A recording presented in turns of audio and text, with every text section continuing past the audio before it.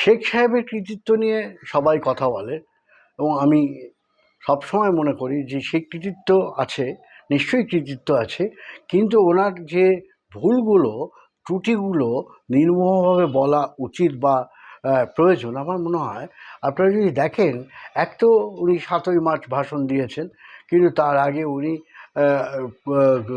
কাল বিলম্ব করার চেষ্টা করেছেন, কেন তাকে বহুবার তাকে বলার চেষ্টা করা হয়েছে যে পাকিস্তান ইতিমধ্যেই কিন্তু চেষ্টা করে যাচ্ছে কিভাবে পূর্ব বাংলায় পেনিট্রেট করা যায় বা পূর্ব বাংলায় ঢোকা যায় আর কি।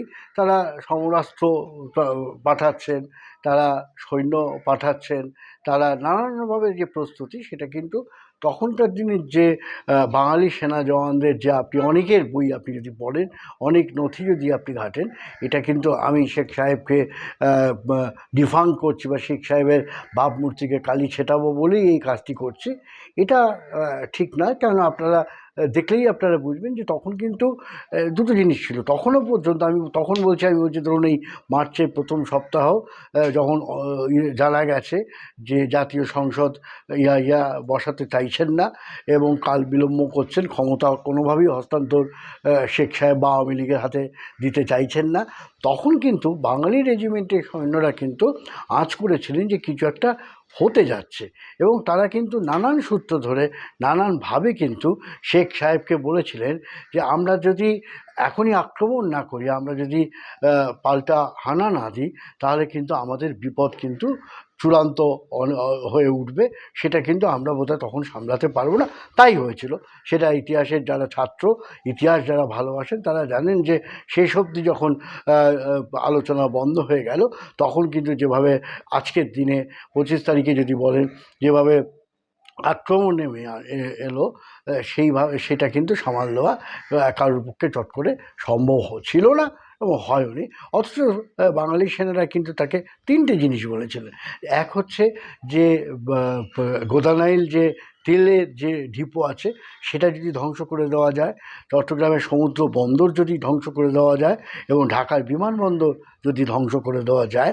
কেন সৈন্যের অনুপাত যদি দেখেন, তখনও কিন্তু বাঙালি সৈন্য প্রচুর, এবং তারা কিন্তু অনেকেই কিন্তু দেশপ্রেমের কারণে এবং স্বাধীন বাংলা গড়ে তোলার কারণে কিন্তু তারা কিন্তু ইতিমধ্যেই মানসিকভাবে প্রস্তুত যে তারা পাকিস্তানের বিরুদ্ধে লড়াইয়ে নামবেন। কেন না লড়ে তখনও কিন্তু তাদের আর কোনো উপায় নেই, এবং তাদের তাদের সবারই কিন্তু দেওয়ালে পিঠ থেকে গেছে। এবং শুধু তাই না, বাঙালিদের পরে তখনই যেভাবে অত্যাচার শুরু করা হয়েছে, সেই অত্যাচারটা তাদের মোটেই ভালো লাগছে না, এবং তারা কিন্তু নানানভাবে শেখ সাহেবকে বোঝাবার চেষ্টা করছেন যে আমরা যদি এখন এই 3টে, শুধু এই 3টে জ্বালানি, সমুদ্র বন্দর, বিমানবন্দর, এগুলো অকেজো করে দিতে পারি, তাহলেই কিন্তু পাকিস্তানকে আমরা খুব সহজে পর্যুদস্ত করতে পারবো।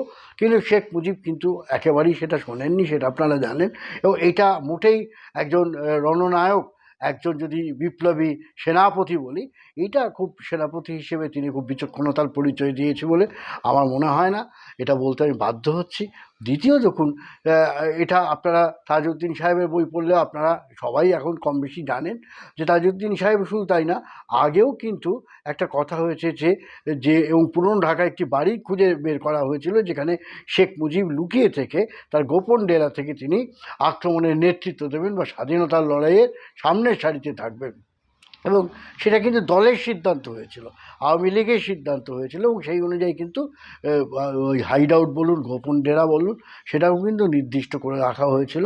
এবং কিন্তু শেখ সাহেব কিন্তু যখন 25 তারিখে যখন আলোচনা পুরোপুরি ভেস্তে যায়, ইয়াহিয়া সাহেব আপনারা সেটা জানেন, ইয়াহিয়া ভুট্টো যখন পাকিস্তানে চলে যান, তখনও কিন্তু রাত্রির দিকে তাজউদ্দিন আহমেদ যখন গিয়ে তাকে বোঝাবার চেষ্টা করেন এবং একটা টেপ রেকর্ডার নিয়ে গিয়ে বলেন যে আপনি স্বাধীনতার ঘোষণা অন্তত দিন, উনি বলেছেন তুমি কি আমাকে দোষী সাব্যস্ত করার জন্য বসে আছো।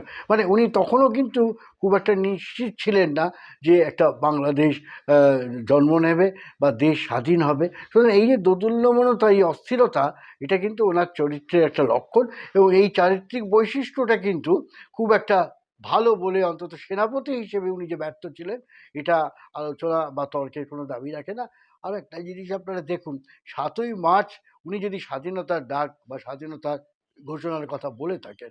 উনি বলেছেন সত্যাগ্রহের কথা বলেছেন, উনি অহিংস পথে তো লড়াইয়ের কথা বলেছেন। কিন্তু একটা সশস্ত্র বাহিনীর সাথে শুধু অহিংস পথে যে যেতে যায় না, এই রাজনৈতিক বিচক্ষণতাও কিন্তু ওনার মধ্যে খুব স্পষ্ট হয়নি। এবং তার চেয়েও বড় কথা, ৭ই মার্চ থেকে যখন বারবার বাঙালি সেনারাও তাকে বারবার বলছেন যে তৈরি হই, আপনি একবার হুকুম দিন, আপনি একবার ঘোষণা করুন, তখনও কিন্তু উনি কিন্তু আলোচনা চালিয়ে গেছেন। পাকিস্তান কিন্তু তৈরি হয়ে গেছে, তারা ট্যাঙ্ক পাঠাচ্ছে, তারা চট্টগ্রাম থেকে অস্ত্র নামাবার চেষ্টা করছে, তারা বাঙালি সেনাদের সাসপেন্ড করছেন, বাঙালি সেনাদের ক্যান্টনমেন্টে তারা হানা দিচ্ছেন, তাদের দূর প্রান্তে গ্রামের দিকে তাদের বদলি করে দিচ্ছেন। উনি সমস্ত খবর পাচ্ছেন, সমস্ত খবর পাওয়া সত্ত্বেও কিন্তু উনি তখনও কিন্তু উনি উনি ওদের সম্ভবত উনি সিদ্ধান্ত নিয়েছিলেন যে ওনার একটা বিশ্বাস ছিল যে আমেরিকা বোধহয় তাকে বাঁচাবে। উনি বারবার ফারল্যান্ডের সঙ্গে যোগাযোগ করার চেষ্টা করেছিলেন, অন্যান্য দূতদের সঙ্গে দেখা করার চেষ্টা করেছিলেন, কিন্তু তারা যে বাঁচাবে না, তারাও যে অলরেডি তারা পাকিস্তানের দিকে ঝুঁকে গেছে, এই বোধটা যদি ওনার না থাকে, তাহলে আমি আবারও বলবো যে রাজনৈতিক নেতা হিসেবে শেখ মুজিবুর রহমানকে কিন্তু ১০০-র মধ্যে আমি অন্তত খুব বেশি নাম্বার আমি দিতে পারছি না। বরং মুক্তিযুদ্ধ যদি আপনি বলেন যে এই ৭ তারিখ থেকে যে কালক্ষেপ করা হয়েছে, তারপরে উনি যখন নিজে ধরা দিয়েছেন, পার্টির নির্দেশ বা পার্টির আলোচনা, পার্টির সিদ্ধান্তকে উনি নিজেই বরবাদ করে দিয়ে উনি যখন পাকিস্তানি সেনাদের কাছে নিজে ধরা দিচ্ছেন, একেবারে নেকড়ের মুখে নিরীহ বাঙালিদের ছেড়ে দিচ্ছেন, সাধারণ মানুষকে ছেড়ে দিয়ে চলে যাচ্ছেন, তখন যে রুখে দাঁড়ানোর যে জায়গাটা, সেটা কিন্তু আমি বলবো যে তাজউদ্দিন আহমেদ যদি মুক্তিযুদ্ধ শুরু না করতেন বা এই যে বাহিনী না তৈরি করতেন, তাহলে কিন্তু কোনোদিনই কিন্তু আজকের যে বাংলাদেশকে আপনারা দেখছেন, সেই বাংলাদেশকে আপনারা দেখতে পারতেন না।